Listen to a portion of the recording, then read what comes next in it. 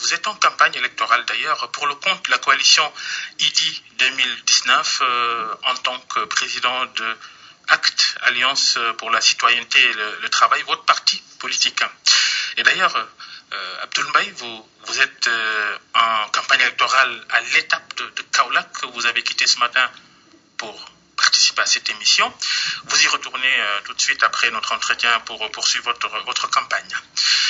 Il y a 7 ans donc, la dernière élection présidentielle, saviez-vous une semaine avant ce scrutin que si Macky Sall remporte l'élection, vous allez être nommé Premier ministre? Non, pas du tout. Pas du tout. Il est important que je souligne que je me suis engagé à l'époque aux côtés du candidat Macky Sall, simplement sur la base de son programme, sur la base de son propos et sur la base également d'échanges verbaux que j'avais eus avec lui. Avant son élection? Avant son élection, donc c'est pourquoi j'ai précisé le candidat Macky Sall, sans jamais avoir posé une condition quelconque, et encore moins celle consistant à me retrouver. Vous n'aviez pas rendu public ce soutien à Macky Sall? Ah si, c'est devenu pratiquement public entre les deux tours, puisque, je ne sais pas si vous vous en souvenez, mais il y a eu une rencontre importante tenue à l'hôtel Terroubi, où Macky Sall avait rencontré l'ensemble des forces vives de la nation et j'avais été à ce moment-là le modérateur. Comment le choix a été porté sur vous? Comment Macky Sall vous a-t-il nommé? Vous qui avez fait toute votre carrière presque dans le privé, dans le secteur bancaire. Bon, d'abord, on a tendance à me présenter comme un personnage du secteur privé. Je crois qu'il faut d'abord préciser que c'est pas le cas. J'ai commencé ma carrière à l'intérieur de la prochaine question, ce sera ça d'ailleurs. Ah d'accord. Pourquoi il a choisi Abdoul Mbaye? Écoutez, je ne sais pas, mais je pense que j'avais quand même un background qui pouvait être intéressant dans un contexte qui était celui de 2012 et qui reposait particulièrement sur un redressement de l'économie sénégalaise, notamment des finances publiques. Je pense également que les rapports que nous avions eus avant cela, sous forme de conseils techniques que je donnais notamment, l'ont peut-être convaincu que c'était le bon choix pour le début de son septennat qui devait être transformé en quinquennat, mais qui s'est finalement confirmé en septennat. Je vous présente depuis le début de cette émission comme homme d'affaires, comme banquier, mais on y arrive. Vous avez quand même un peu touché aux affaires publiques en étant directeur général de la BHS, la Banque de l'Habitat du Sénégal, à l'âge de 29 ans, en 1982, j'avais 3 ans. Ça avait fait polémique, ça. On a pointé le président de la République de l'époque, Abdou Diouf, d'avoir tordu la réglementation pour pouvoir vous faire nommer si jeune à ce poste de DG de la BHS. Bon, écoutez, d'abord, on a pris l'habitude de commencer ma carrière professionnelle avec ce titre de président-directeur général de la Banque de l'Habitat du Sénégal. Exactement, c'est un choix qui avait été fait par tous ceux qui ont conseillé l'État pour la constitution de cette institution qui devait... Nommé? Oh. Non, pas du tout, pas du tout. Vous savez, je disais tout à l'heure que c'est un chef de division de la Banque centrale qui avait été choisi, mais je suis devenu également chef de division de la Banque centrale parce qu'on l'oublie souvent, ce sont des faits de guerre ou des faits d'armes qu'il n'est pas toujours utile de rappeler, mais c'est également l'ancien major des classes préparatoires du meilleur lycée de France, lycée Louis-le-Grand, qui avait été recruté à la Banque centrale après être entré major à l'école des hautes études commerciales major des étrangers, parmi les tout premiers. C'est donc un CV qui s'est construit dans la durée. Je dois énormément à mon père, c'est vrai, parce que c'est lui qui a tenu à ce que toutes ces études se fassent, mais ce sont des résultats académiques d'abord, de premiers résultats professionnels ensuite, qui ont motivé un tel choix. Et la fameuse lettre qu'il vous avait écrite à votre nomination à la tête de la BHS, ça vous sert toujours et vous demandez d'être humble, d'être professionnel Ah oui, c'est une lettre, vous savez, c'est une lettre qui m'a non seulement guidé dans ma profession, d'abord à la tête de la Banque de l'Habitat du Sénégal, mais c'est une lettre qui, en peu de lignes, est un ramassé de leçons de vie. Ça a guidé toute mon existence et au moment où je vous parle aujourd'hui, j'en suis encore les préceptes. parlez de la BHS, l'habitat au Sénégal, en presque 60 ans de république, le Sénégal a-t-il aujourd'hui, à votre avis, obtenu la moyenne en matière de politique d'habitat, surtout l'habitat social, avec une banque exclusivement dédiée à ça, des sociétés publiques, SICAP, HLM, l'accès au logement, toujours apparemment un problème. Écoutez, je crois que c'est une question qui ne peut pas être résolue définitivement. Ça reste un problème qu'il faut... Je me demandais si on a atteint la moyenne. Bon, c'est difficile de parler de moyenne. Il y a un slogan à l'époque que je récusais, qui était davantage un slogan politique, un slogan économique ou un slogan technique qui ne pouvait guider une politique d'habitat. C'était un logement pour tous, c'est pas possible. C'est pas possible puisque dans les sociétés les plus évoluées, vous avez 60%. C'est quoi, une pierre dans le jardin de Macky Sall? Non, pas du tout. Ça, tout le monde a utilisé ce slogan dans tous les régimes. L'accès au logement pour tout le monde, on n'a jamais atteint. Ce qu'il faut, c'est pouvoir permettre l'accès au logement à des conditions définies d'abord, respectées ensuite, parce qu'il faut de l'équité, il ne faut pas faire des choix. Hein. Pardon? Souple surtout. Souple au maximum de ce que le marché permet. Ça, c'est bien évidemment, et je crois que cela existe au Sénégal. On a peut-être aujourd'hui un problème de réserve foncière, de coût du foncier, de préparation des terrains qui doivent accueillir les programmes de logement. Mais ça, c'est également en rapport avec un nécessaire effort de décentralisation que doit conduire l'État. Je pense que le vrai problème de Dakar, ça n'est pas de déplacer le centre vers Diamniadio, c'est de trouver une nouvelle capitale, et cela, ça figure d'ailleurs dans ce qui aurait pu être notre programme si on avait été candidat. Diamniadio, c'est pas la meilleure géographie pour vous, pour construire une nouvelle ville? Non, pas du tout. On crée une petite banlieue, et puis vous allez avoir... dans 20 ans, dans 30 ans, une sorte de mégalopole qui va s'étendre de Dakar et peut-être même jusqu'à Thiès. C'est pas ça la solution, à mon avis. Il faut une véritable décentralisation et construire une nouvelle capitale administrative bien plus loin que cela du centre-ville de Dakar. Abdoulaye Wade avait un projet comme ça, à Lompoul, par exemple, sur la plage, au bord c'est un bel exemple, mais surtout, c'est la dimension d'un visionnaire et d'un chef d'État dont on attend ce genre de projection dans l'avenir. Quelle est la place de l'accès au logement dans le programme du candidat que vous avez décidé de soutenir à la présidentielle de dimanche prochain, Idrissa Seck? Écoutez, je dois vous dire, et je vais le préciser, que nous avons eu une relation avec M. Idrissa Seck qui a conduit à le soutenir, qui ne porte pas sur tous les aspects de son programme. Il faut que ce soit très clair. Nous sommes intéressés à créer de la convergence entre lui et nous, notre parti et même notre parti allié au mouvement Tekki du président Mamadou Lamine Diallo, portant sur des réformes institutionnelles. Donc, le programme de M. Idrissa Seck, pour une raison simple d'ailleurs, nous avons considéré qu'un candidat, un futur président de la République, parce que la Constitution fait de lui celui qui définit la politique de la nation, devait être libre dans le cadre de son programme tel qu'il le propose aux citoyens.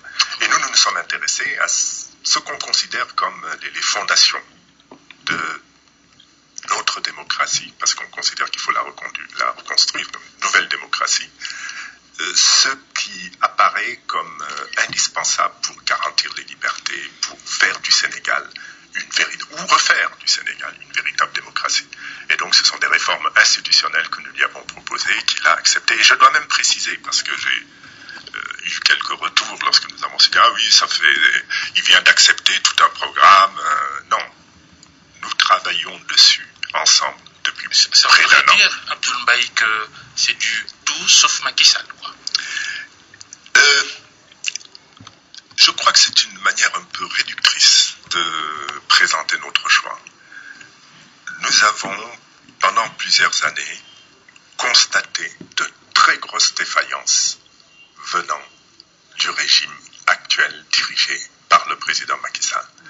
En conséquence de quoi, nous avons considéré, et vraiment c'est une conviction d'intellectuels, d'analystes, économistes, politiques aujourd'hui, nous avons considéré que nous n'avons jamais vécu pire au Sénégal. Mais nous avons surtout retenu que le Sénégal courait vers de graves dangers. Et à partir de ce moment-là, nous arrivons à la conclusion suivante. Parmi les 5 candidats en lice, Macky Sall est le plus mauvais des candidats pour le Sénégal, pour ce qu'il a fait, et pour le Sénégal de demain. Et nous nous sommes donc mis à choisir parmi les 4. Donc c'est une démarche logique, rationnelle, qui nous a conduit à retenir non seulement de ne pas choisir Macky Sall parmi les 5, mais l'un parmi les 4, et au bout du compte, M. Idrissa Seck parmi les 4. Beaucoup de ralliements à Idrissa Seck, mais certains constatent que ce sont plutôt des poids-plumes qui sont allés le soutenir. En mathématiques, ça fait 0,01 plus 0,01 égale 0,02. Ça n'avance pas trop. Vous êtes bien sévère. Écoutez, la politique, ce sont des chiffres aussi. Hein. Et apprécions ce qui s'est passé lors des dernières législatives. Je faisais référence à ça. Le dernier vote au Sénégal fait apparaître quand même Benno Bokk Yakaar à moins de 50%. Ils sont à 49-47%. C'est très exactement. Même si ça leur permet, dans le cadre d'un vote totalement inique et antidémocratique, d'avoir plus de 75% des députés à l'Assemblée nationale. Donc c'est ça la réalité. Et ces poids-plumes qui vont rejoindre Idrissa Seck peuvent lui permettre d'avoir plus de 50% au premier tour. Voilà, c'est ce qu'il faut retenir, je crois. En tout cas, le programme de la coalition IDI 2019, il est axé. Vous avez effleuré le sujet d'ailleurs tout à l'heure. Programme axé sur la gouvernance, l'économie et la sécurité, avec des réformes. L'économie, on en parle, Abdoul Mbaye. Qu'est-ce que Idrissa Seck va apporter de nouveau, puisque l'actuel régime dit avoir fait le nécessaire avec son PSE, le plan Sénégal émergent, et ce chiffre, c'est l'instant chiffre de l'émission, ce chiffre, la croissance économique de plus de 7%, loin de ce que vous aviez trouvé ici, vous, le premier ministre du pouvoir de Macky Sall. J'ai eu en de nombreuses occasions à remettre en cause la réalité de ces chiffres. Cette croissance, ce taux de croissance n'existe pas. Vous l'avez dit tout à l'heure au début de votre émission, je reviens de la région de Kaolack. Nous avons fait plusieurs villages. Aucun de ces villages, car c'est mon entrée en débat avec les villageois, aucun de ces villages n'a constaté pendant 7 ans un progrès. Alors, vous avez beau annoncer des chiffres mirobolants, les croissances à 7% ou un peu plus, quand ça n'est pas vécu par la population, ça n'existe pas. Et ça n'a pas d'effet politique dans le cadre d'une campagne. Ils ne peuvent pas présenter ça comme étant une réalisation. De surcroît, quand vous allez vers l'analyse de ce taux de croissance, vous vous rendez compte que ça ne peut pas être un taux de croissance porteur d'émergence. Mais en plus, il y a des éléments de preuve qui indiquent, des éléments probants qui indiquent que c'est un taux de croissance fabriqué. Quand vous dites que le Sénégal, l'année dernière, a pu, au niveau de sa production arachidière, atteindre 1 400 000 tonnes, mais je suis désolé d'utiliser ce terme, mais c'est du bidon. Ça n'existe pas. C'est pas possible. Le Sénégal... Une grosse polémique entre oui, c'est pas possible. Ce n'est pas confirmé par les dépenses, ça n'est pas confirmé par les lignes de crédit mises en place, ça n'est pas confirmé par les quantités d'engrais mises en place, ça n'est pas confirmé par l'extension des enveloppures. On ne peut pas en une année faire augmenter une production à 40%. La production initiale de 1 million, avait été contestée jusque par le directeur général de la Sonacos à Paris. Non, il y a... Plus une météo relativement moyenne. C'est pas possible. Donc, il y a du mensonge, il y a, comme beaucoup de choses d'ailleurs dans ce régime, on pourra peut-être y revenir, ce taux de croissance n'existe pas. Mais, le plus important, c'est qu'on avait besoin de ce taux de croissance pour justifier une soi-disant émergence économique. Cette émergence économique également n'existe pas. Parce que même si vous acceptez au régime le 7% de croissance, qui est faux, une émergence, ça n'est pas un taux de croissance. Une émergence, c'est une transformation structurelle alors de que l'économie. l'opposition aussi dise à l'opinion, voici les instruments qu'on a utilisés pour démentir ce chiffre-là. Au-delà des déclarations. Mais je vous donne des exemples. Et vous savez, en politique, il suffit de leur dire, bon, est-ce que vous avez vécu ces 7% de croissance? Mais c'est pas vrai. Vous êtes un professionnel des finances, de l'économie. On attend de vous une lecture beaucoup plus pointue. Mais c'est ce qu'on fait. Il y a deux choses. Il y a l'économiste qui, des fois, j'ai animé une conférence à Paris où j'ai évoqué toutes ces questions. Mais il y a également, nous sommes en campagne électorale, il y a l'écoute par le citoyen qui n'est pas un spécialiste de l'économie et qui doit vivre, qui doit comprendre des choses. Quand on entend l'opposition dire le taux de croissance, ça ne se mange pas, c'est pas technique comme argument, ça. Surtout de la part de quelqu'un comme vous, avec votre profil. Bon, un taux de croissance, ça se traduit par un taux de croissance sur la durée en plus, parce qu'il faut savoir que le Sénégal, tel que les statistiques sont présentées, dispose d'un taux de croissance, du taux de croissance le plus régulier en augmentation, parmi les taux de croissance les plus réguliers en augmentation au niveau mondial. Mais ce qu'on peut en dire, c'est que c'est du mensonge sur les productions agricoles. Je donnais l'exemple des arachides, mais on peut donner celui du riz, on peut donner celui des productions céréalières qui sont présentées comme doublant d'une année à l'autre, sur la base de quelle pluviométrie. On peut donner comme exemple la pêche qui n'évolue pas, le tourisme qui s'effondre, mais où sont les sources de la croissance au Sénégal? Il faut les désigner aussi. C'est-à-dire, il ne suffit pas de dire 7%. La première réponse, c'est de dire, mais ça vient d'où? Vous avez vu, vous avez vu beaucoup d'usines inaugurées depuis ces 5 dernières années? Mais non, il faut arrêter. C'est pas nouveau, le taux d'industrialisation au Sénégal, très très faible, même pas 15%.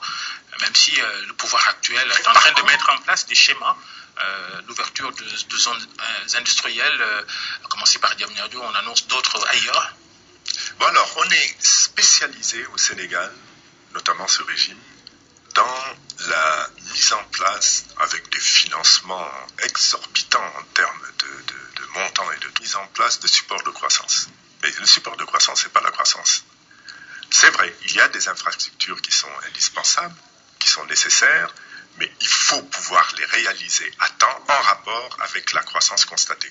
Et ce qui est proposé par Idrissa Seck, ce qui était d'ailleurs proposé par l'ACT, c'est d'aller vers une transformation structurelle de notre économie. Vous ne pouvez pas aujourd'hui décider de l'industrialisation du Sénégal en implantant quelques usines une fois par an, une fois tous les 2 ou 3 ans, je crois que c'est le rythme actuel.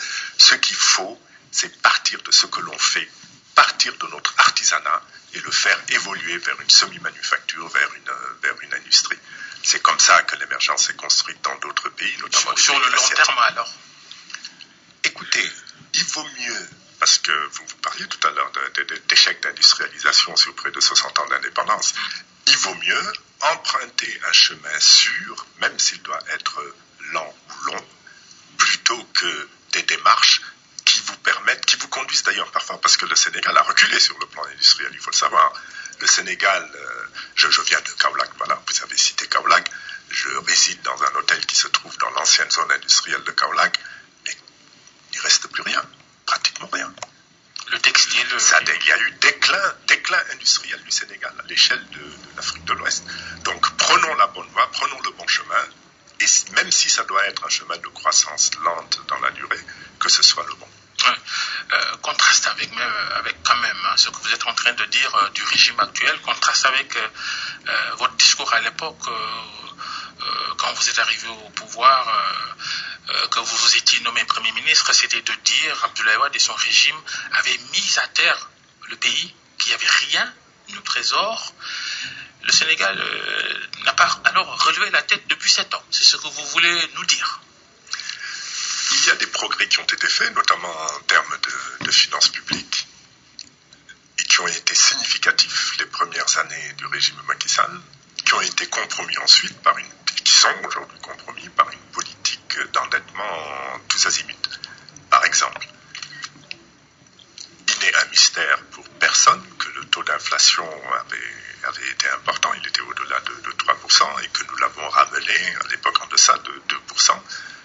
Nous l'avons même ramené à 1%, avec une action importante sur la réduction des prix des denrées de première nécessité, avec un contrôle sur la structure des prix de plusieurs produits, tout ça dans l'objectif de soulager les populations qui souffraient sur le plan de leur pouvoir d'achat, sans qu'il ne soit possible à l'époque, vu l'état des finances publiques et de l'économie sénégalaise, de compenser des pertes de pouvoir d'achat par des augmentations de salaire. On a choisi donc cette démarche parce que la structure des prix au Sénégal, malheureusement, ne répond pas toujours à des logiques rationnelles, et on a réussi à trouver des solutions immédiates tout en construisant le développement de l'économie à partir de ce qu'on considérait comme les leviers principaux sur lesquels on pouvait agir tout de suite pour accélérer la croissance, et qui était à l'époque l'agriculture d'abord, avec tout un ensemble de mesures, si vous voulez, on pourra les citer tout à l'heure, et le tourisme. Malheureusement, comme vous le savez, sur le tourisme par exemple, la fameuse décision du visa qui a enrichi la société de M. Bictobo a compromis cet aspect second. Une mauvaise inspiration. Une très mauvaise décision. Une très mauvaise décision, parce que comme je le disais tout à l'heure, vous savez, moi je suis un homme pragmatique, j'arrive, il faut relancer la machine, je dis, bon, qu'est-ce qu'on sait faire? Qu'est-ce qui d'habitude fonctionne dans ce pays? Vous avez l'agriculture au sens large. Agriculture, culture des sols, de l'arachide, etc. On prend tout un ensemble de mesures pour relancer tout ça. Souvenez-vous, l'importante augmentation du prix de l'arachide, les engrais, tous les arriérés auprès des fournisseurs d'engrais payés pour permettre la mise à disposition de nouveaux engrais, le lancement d'un programme pour revenir à des semences certifiées plutôt qu'à des semences sélectionnées, mesures dans la pêche, mesures dans l'élevage, et mesures aussi au niveau du tourisme. Malheureusement, sur le tourisme, parce que le Sénégal avait un bon passé, la dynamique a été cassée par l'instauration d'un système de visa qui, malheureusement, a tout compromis. Le Sénégal qui est quand même, c'est peut-être un bon classement, 29e économie africaine, 4e de la sous-région ouest-africaine, après le Nigeria, la Côte d'Ivoire et le Ghana. Comment faire pour bousculer cette hiérarchie? Si vous étiez président de la République, qu'auriez-vous fait? Écoutez, méfiez-vous des ordres créés par un montant, par un agrégat. Vous avez cité le Nigeria, c'est vrai. Le Nigeria est resté première économie mondiale. Mais le Nigeria, c'est 46% africaine, pardon. Mais le Nigeria, c'est un pays où il y a 46% de pauvres. Nous avons, nous, une démarche différente. Et nous sommes rejoints par le candidat Idrissa Seck. Où sont les priorités? Est-ce que c'est gonfler une économie par son PIB pour aller rivaliser avec quelques pays qui nous précèdent? Ou est-ce que c'est mettre fin, combattre la pauvreté, essayer de la réduire au maximum, mettre fin, définitivement fin à la faim? Parce que c'est ça le problème. Je vous rappelle quand même qu'en 2018, nous avons eu des poches de famine au Sénégal. Il est temps que nous puissions trouver des solutions de résilience contre la faim, contre le terme officiel, c'est insécurité alimentaire. Ils disent faim, c'est une autre étape beaucoup plus... Bon, vous savez, quand vous en êtes réduit à figurer dans les rapports de l'ONU comme un pays ayant besoin d'aide alimentaire, et de surcroît considéré comme incapable d'y subvenir tout seul, ça, je crois que c'est une catastrophe économique. Aide alimentaire, on n'avait pas encore entendu ça. Nos auditeurs, en tout cas, Abdoul Mbaye, vous ont beaucoup interpellé sur votre part quand même. votre part de responsabilité dans le bilan du président de la République sortant pour avoir été son chef du gouvernement? Bon, vous savez, c'est un peu facile de procéder ainsi. Ce que je vais dire de manière très nette, c'est que nous étions dans une dynamique qui a été inversée, qui a été cassée.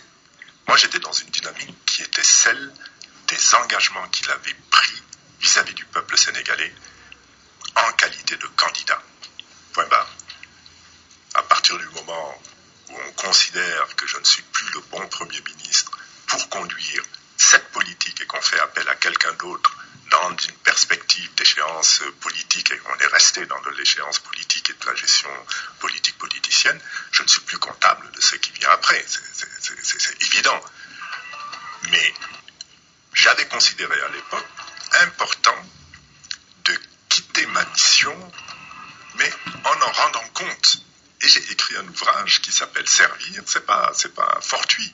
Je crois que c'était important parce que je suis. Vous savez, mon métier initial à la Banque centrale, c'était d'être prévisionniste. Donc, j'avais imaginé ce qui allait venir après. J'avais perçu le début des dérives. Donc j'ai écrit pour l'histoire. Et Monsieur Fall, si vous voulez apprécier le bilan du Premier ministre, du premier ministre, puisque je reprends vos termes, de Macky Sall de 2012 à 2013, avril 2012 à septembre 2013, eh bien, lisez le livre et vous verrez s'il y a eu ou non action et surtout si on n'a pas mis à ce moment-là le Sénégal sur la bonne voie.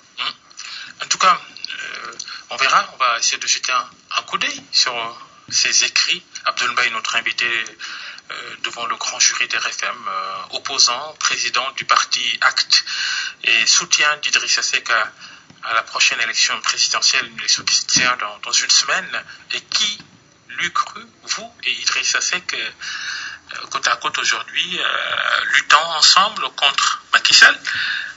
Vous et Idrissa Seck, qui aviez étalé vos problèmes crypto-personnels sur la place publique, votre fameuse rivalité de curriculum vitae. N'exagérons rien. Vous savez, Idrissa Seck, nous connaissons depuis la fin des années 80. Ça peut paraître étonnant, mais c'est le cas. Nous nous sommes retrouvés au début de l'année 2012 dans le même camp, après l'élection du président Macky Sall. Et c'est vrai, il m'a lancé une petite pique assez sévère. À un moment donné, 1 an après, disons, il y a eu une réplique, puis ça s'est arrêté là. Mais je pense que nous étions en politique. Il avait un projet, a-t-il confié d'ailleurs après, c'était gêner le président Macky Sall, puisqu'il se retirait de la coalition qui le soutenait, ce dernier, et il avait choisi de porter la flèche vers celui qu'il considérait comme le support principal du dispositif. Voilà, c'est tout. Donc c'était une attitude politique et puis on a répondu par l'ironie et puis voilà. Il y a quand même un combat que l'opposition semble abandonner, la fiabilité du processus électoral, puisque vous faites tous focus sur cette élection, ce scrutin de dimanche. Alors la fiabilité du processus électoral du scrutin, vous en faites quoi maintenant? Après votre disqualification à cette course présidentielle, vous avez donc décidé de soutenir Idrissa Seck et on abandonne ces sujets-là qui étaient vos sujets favoris, une élection dont les dés sont déjà pipés par le camp du pouvoir. Nous avons attiré l'attention de la communauté internationale dans le moindre détail sur tout ce que nous avons considéré comme correspondant à des anomalies dans le cadre de ce processus électoral. Il reste que nous sommes obligés de faire face à la réalité. Alors vous avez 2 attitudes possibles. Vous avez une solution, une attitude qui consiste à dire n'y participons pas parce que les dés sont pipés. Et vous avez une autre attitude qui consiste à considérer qu'il faut y aller et puis défendre les acquis, défendre les résultats, défendre des résultats conformes à la réalité. Voilà, et à chaque fois que nous constatons des anomalies, vous avez dû le constater également, il y a des alertes qui sont lancées et il y a des mesures disons, de neutralisation totale ou partielle qui sont envisagées. Abdoulaye Wade, lui, il continue de le dire. Il appelle même à détruire les procès-verbaux des résultats de la présidentielle dimanche. Écoutez, ce n'est pas notre choix. Ça n'est pas notre choix jusqu'au jour de l'élection. Maître Abdoulaye Wade a un choix politique qui est clair, un choix qui est encore une fois basé sur le fait que pour lui les dés sont déjà pipés. Nous par contre, nous sommes convaincus, parce qu'en contact avec les populations, qu'elles souhaitent le départ du président Macky Sall et elles souhaitent y participer par le vote. Donc, il faut faire voter les populations. Il faut accepter qu'elles votent. Et après, par contre, il faut apprécier, compte tenu des insuffisances notées, relevées, présentées à la communauté internationale et à la nation sénégalaise, notées au niveau du processus électoral, en prenant en compte les événements qui auront été peut-être produits, créés pendant le jour du vote, comme cela est arrivé pendant les législatives dans la région de Diourbel, eh bien, à ce moment-là, on appréciera et on décidera de ce qu'il faut faire. Mais nous sommes pour l'organisation du vote, nous sommes pour le vote, nous sommes pour le départ de Macky Sall par les urnes. Appelé à brûler les procès-verbaux des votes par Abdoulaye Wade, on ne voit aucun opposant, en tout cas, dire non, n'en n'arrivons pas à ça. Vous ne condamnez pas l'attitude d'Abdoulaye Wade, sa posture? Écoutez, ce que je retiens, moi, c'est que tout le monde a ses principes. Tout le monde a sa démarche. Évidemment, on veut qu'on condamne Abdoulaye Wade, on condamne la violence, quelle qu'elle soit, d'où qu'elle vienne. Ceci dit, Maître Abdoulaye Wade est dans une attitude de riposte. Si je constate que les choses ne marchent pas, que les dés sont pipés, je riposte. Nous sommes dans une attitude de violence depuis bien longtemps. Et malheureusement, ça n'est pas suffisamment relevé. Regardez, nous entrons en campagne. Il n'y a qu'un parti qui a présenté sa milice. Milice présentée par le président de la République, candidat, qui dit d'ailleurs que cette milice s'appelle APR, je crois, Assistance, Protection, Réaction. Et on nous présente des hommes marrons au feu, je crois. C'était du fake news, hein, je vous assure. Une vieille vidéo qui a été mise à jour. Bon, peut-être. Mais en tout cas... Et d'ailleurs, Abdoulaye, le camp du pouvoir, vous accuse, vous et Abdoulaye Wade, d'être les promoteurs de cette violence dans cette campagne électorale. On va y revenir. Donc l'important, c'est de reconnaître qu'on remet au goût du jour, parce qu'on les voit, des marrons au feu, s'appelant APR. Personne ne dit rien. Et là, le ministre de la Justice ne rappelle pas à ce moment-là qu'il n'y a pas de place pour la violence en s'adressant aux marrons au feu. Parce que je crois quand même qu'il y a un dignitaire de leur parti qui l'a évoqué. Les premiers incidents également notés sont des événements qui consistent à détruire le siège d'un membre de l'opposition. Mais où est la source de violence? Le siège de Pastef, d'Ousmane Sonko. Oui. Exactement. Et alors, où est la réaction? Où sont les protestations? De la même manière, l'opposition ne s'est pas émue de la mort de deux militants du camp du pouvoir à Tambacounda. Ah non, je suis désolé. Aucun communiqué de l'opposition sur ces...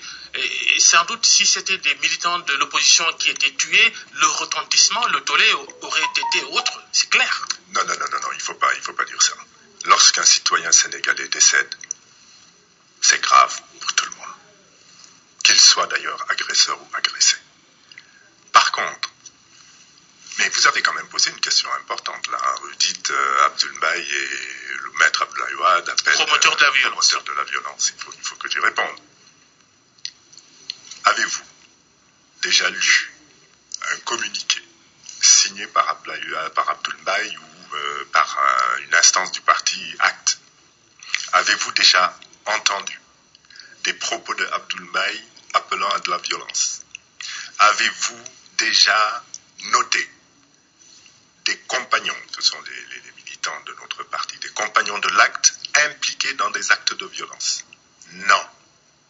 Nous sommes pour l'organisation des élections. Nous appelons au vote et nous considérons que la non-abstention est un vote en faveur de Macky Sall. Nous le soulignons à chaque fois que nous nous adressons aux électeurs et aux citoyens. Et nous appelons également au vote en faveur du candidat Idrissa Seck, et nous appelons au soutien. Ça veut dire que nous cherchons à convaincre Maître Abdoulaye Wade à décider de soutenir le candidat. L'avez-vous déjà rencontré, puisqu'il initie des entretiens avec... Bien sûr, nous avons eu... il vous a dit quoi, vous, personnellement, qu'il peut changer de décision, puisque écoutez, pour lui, il faut qu'il n'y ait pas un scrutin dimanche? Non, ne comptez pas sur moi pour vous rendre compte d'entretiens privés ou de réunions à huis clos entre le Front de Résistance Nationale et Maître Abdoulaye Wade, ou d'entretiens privés que j'ai eu avec lui également. Contentez-vous de la politique. Il s'agit quand même des prises de position politiques. Il s'agit quand même de l'avenir de ce pays qui ne vous appartient pas, vous seulement, en politique. Le droit de devoir d'information sur votre démarche. Mais ma démarche, elle est claire, c'est celle que je vous propose et que je vous explique. Notre démarche, elle est claire. Nous sommes pour le vote, nous sommes pour le soutien au candidat Idrissa Seck, quel mauvais lapsus, pour le non-vote en faveur de Macky Sall et pour le vote en faveur de Idrissa Seck. Et nous appelons au soutien en faveur de ce candidat. On parlait d'Abdoulaye Wade, Karim Wade, son fils. Vous étiez Premier ministre lorsque les poursuites à son encontre ont été déclenchées contre lui par la Cour de répression de l'enrichissement illicite. Karim Wade, écroué, jugé, condamné à 6 ans de prison, gracié et isolé, entre guillemets, au Qatar. Avez-vous des regrets aujourd'hui sur le cas Karim Wade? Êtes-vous sûr aujourd'hui du bien fondé des poursuites qui ont abouti à sa condamnation pour enrichissement illicite, Abdoul Mbaye? Écoutez, je vais vous dire très franchement, parce que ça n'est un mystère pour personne, je n'étais pas pour des emprisonnements. Oui. Dans la fameuse traque des biens mal acquis. Dans la fameuse traque des biens mal acquis, j'étais pour l'emprisonnement comme ultime décision. Et ce que nous avions retenu comme procédure, après consultation des services de la Banque mondiale spécialisés dans ce type de démarche visant à recouvrer des fonds détournés, nous avions décidé de privilégier le recueil d'informations.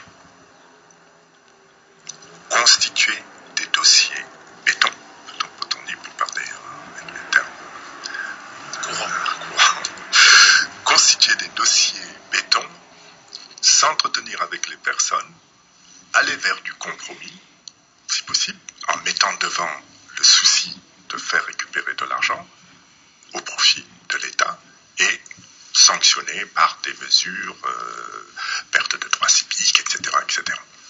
Je n'ai pas été suivi, mais ce qui a été constaté... Ça a pu faire alors objet de divergence avec le président de la République, alors?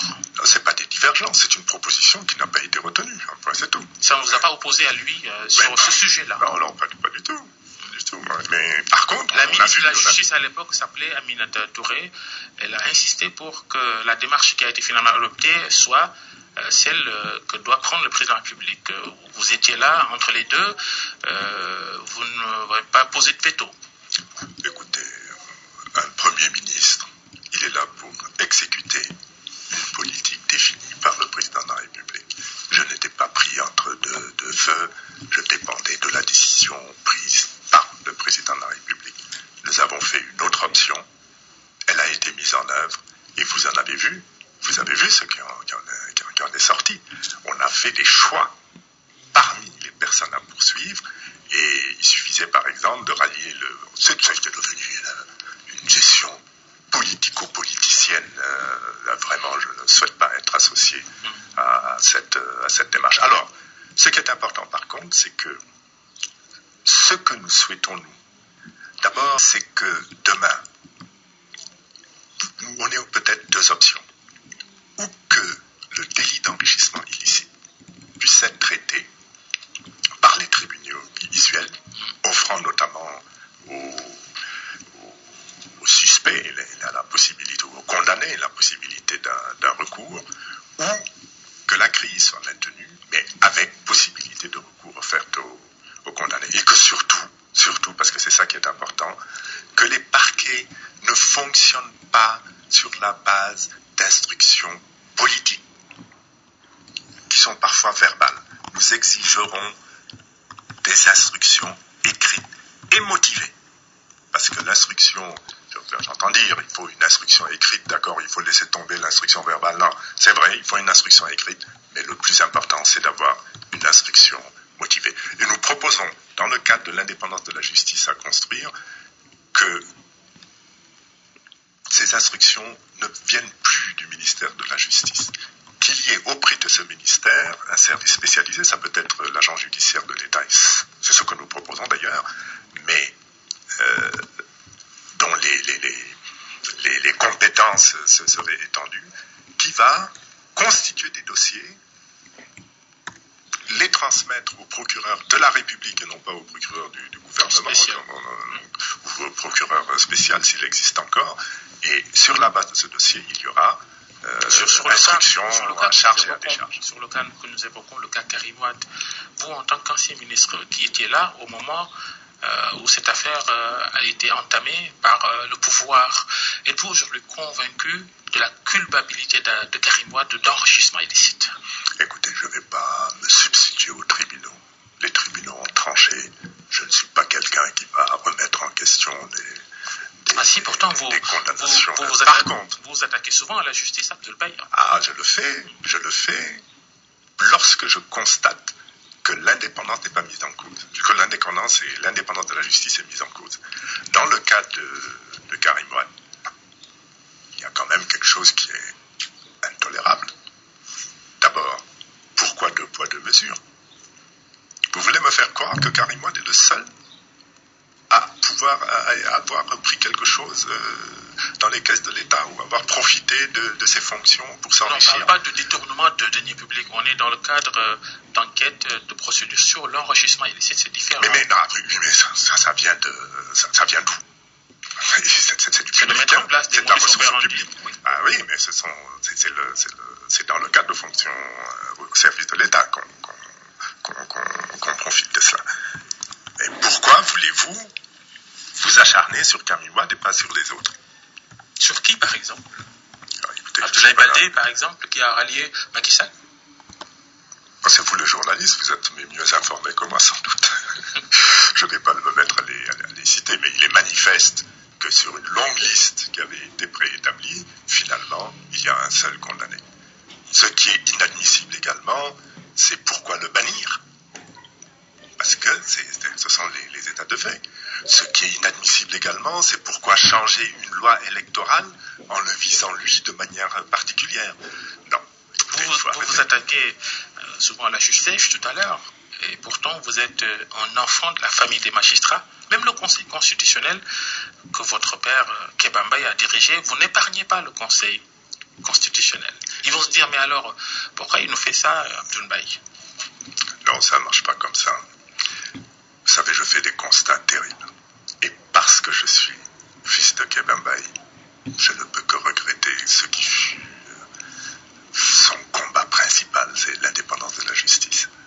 Nous avons déposé un recours auprès de la Cour suprême. Je vous donne cet exemple parce que je ne le commente même pas. Nous, on se contente d'afficher l'ordonnance rendue par le président de la Cour suprême et puis on demande aux universités du Sénégal, d'Afrique, de commenter cette ordonnance. Il y a un arrêté du ministre qui dit qu'il y a une fiche pour le parrainage, une fiche papier, une fiche électronique. Ça, c'est la loi d'ailleurs qui précise. Mais la loi dit une fiche et 2 formats. Donc c'est la même fiche.